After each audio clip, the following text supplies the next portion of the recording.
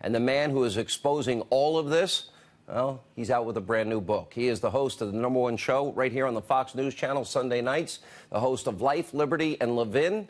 And, of course, he has his nationally syndicated radio show and author right there, Unfreedom of the Press. There's a reason I call him the Great One. He's a great personal friend. My brother, how are you? God bless you, bro. How are you? You know, what I love about your books, Liberty, Tyranny, everything, you go through such detail, historical detail.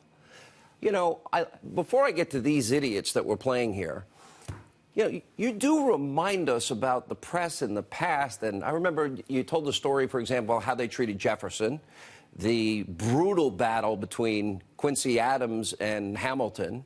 I mean, that went off the ledge in some ways. But today's very different. So my first question is, why did you want that context in history there? First of all, I want the American people to understand that freedom of the press is their freedom of the press. It doesn't belong to CNN. It doesn't belong to MSNBC. Free speech, freedom of the press, they're both in the First Amendment for a reason. When this country was started, it was the pamphleteers, a handful of newspaper men, the printers. They were great, great patriots. And these were the men who pushed for revolution, who pushed the ideas, who talked about philosophers like Locke and Montesquieu and so forth. Which you have done in your past books. Which I have in my past books. But these were the people. The printing press, there were only a few of them. They had to move them from time to time because the British were trying to find them and hunt them down. They pushed these ideas. Thomas Paine was a great pamphleteer. There were many, many others. And what would happen is people would read these pamphlets, they'd talk about them at their pubs, at their homes, at the dinner table, and word would spread. Common Sense, Thomas Paine's pamphlet, it's estimated 120,000 people read it. There was a country of about 2 million people, and by the time it was over, 500,000 people had read it. It had enormous influence. Why is it important? Because back then, what did our press, they didn't call themselves the press, but what did the press do? Promoted liberty, individualism, representative government, private property rights, low taxes, and so forth. And then from that period, soon thereafter, we had a party press, and it was brutal. And the press would at least be transparent. They would identify with a political party, with a candidate, with a cause. And Thomas Jefferson and John Adams would really duke it out. Some of the people in the press were actually on the payroll of a political party and so forth. But they were all open about it. Again, it was very, very ugly. Then you move into a period of, and that lasted from about 1780 to the Civil War. Let's jump forward to the early part of the last century, the progressive movement. Well, they devoured much of our government. Their ideology did. It does today. They devoured the so-called media at the time, too. They wanted to professionalize it. They wanted standards. They said, we need to be more objective. But, they said, we need to have a handful of elites, a handful of people who understand the country, who understand the world, through which all of this will be laundered, which is the way they view government, too. The people are stupid. The people are plebes. They're too busy or they're too ignorant. Let us tell them what to think. Today's media, that's their heritage, but they've taken it a step further. They're social activists. That's what they are. They're being taught this in journalism school. It's not enough to report the facts. It's not enough to be objective, they argue, whatever that means. We have to push an agenda. Some of them are out of the closet, and they admit that we need to push the liberal or progressive agenda. Some of them, when you challenge them, they say, you're attacking freedom of the press. And they pretend that they're still objective when they're not. Survey after survey, study after study shows half of the country, the vast majority of Republicans, the vast majority of people who lean conservative or are conservative, do not trust the media. And there's a reason for it. Another half do. Democrats and liberals think the media is pretty darn good. So when you lose the trust of half the country, you're not doing your job. And they're not doing their job. They play to a niche.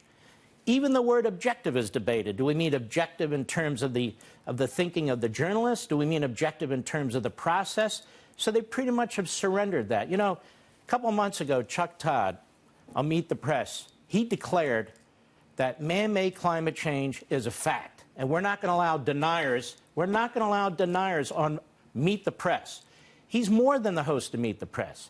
He's the chief political guru for the entire NBC network. Mark, you've seen they have a whole so-called news channel that's a conspiracy channel. MSNBC. It's sort of like Roswell, New Mexico every night over there. But this is an enormous disservice to the American people. Chuck Todd doesn't know the first thing about climate change or so-called climate change. You have physicists, you have PhDs, climatologists, meteorologists, not just hundreds of them, thousands of them, who debate man-made climate change, debate its effect, debate if it exists, and he has declared, we're not going to allow that on my show. So that demonstrates to you he's pushing an agenda. This whole Russia collusion thing. What I write about in the book also, Sean, is the notion of news versus propaganda versus pseudo-events. The President of the United States is really onto something. When he talks about fake news, there was a brilliant historian, University of Chicago, Daniel Borstein, who became head of the Library of Congress. He wrote a book on pseudo-events. And he was talking about the news, among other things. They create their own reality by how they choose events, how they create events, how journalists promote themselves through drama. You see it with Jim Acosta, who creates conditions where the focus is on him and not the news. This is an enormous disservice to the American people. Pseudo-news.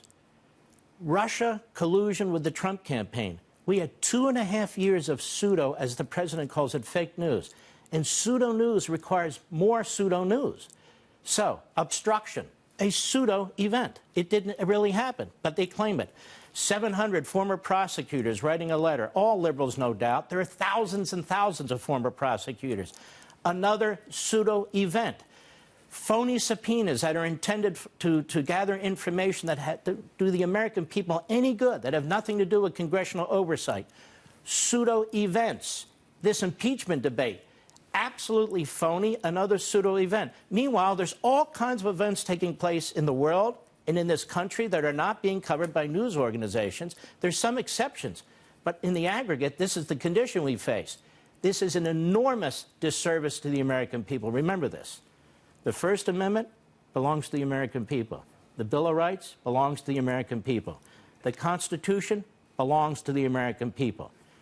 When they say Donald Trump is like a dictator because he calls the media or a media outlet or a media person the enemy of the people, they have no idea what they're talking about. Donald Trump points out, questions them, is harsh in his rhetoric, and ought to be.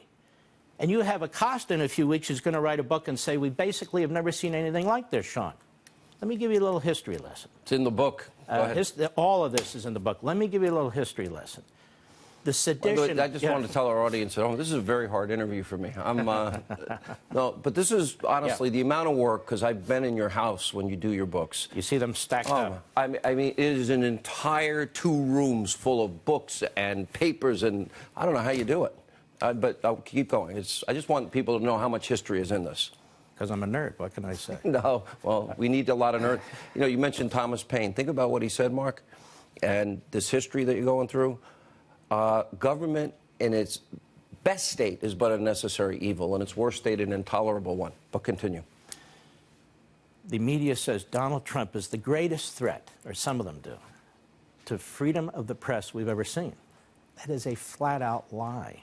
They are historical illiterates.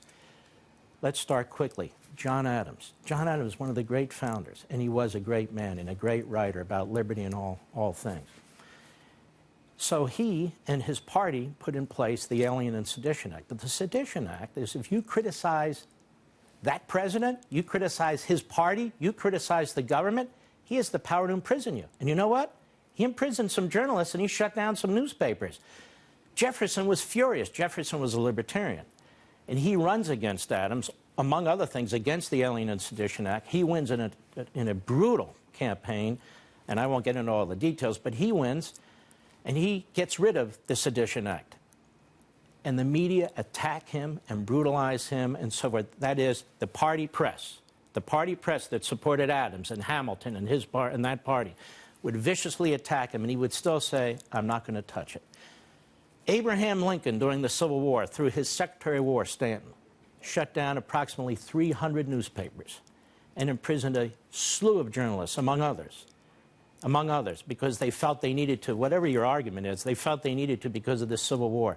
Woodrow Wilson, one of the great progressive intellectuals who became president of the United States almost by accident, He went further. He put a new Sedition Act in place in 1918, and an extension of the Espionage Act. We're familiar with that. And what he and his party did is they went after journalists they disagreed with.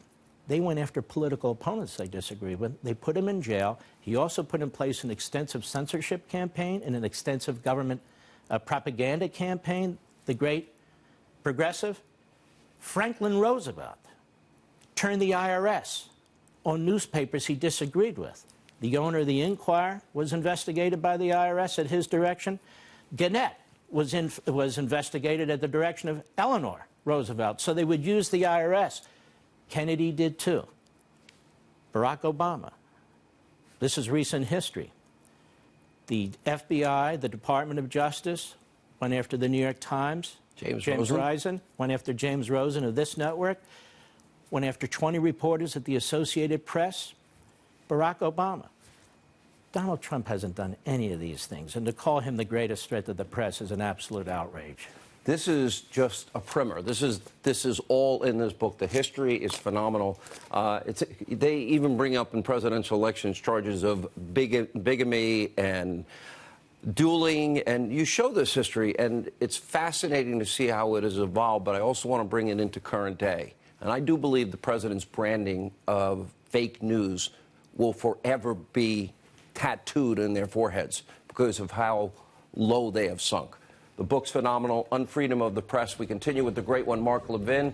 When we come back, we'll discuss the media's unhinged coverage of the Russia probe and their meltdown the night Donald Trump was elected, as a special edition of Hannity continues.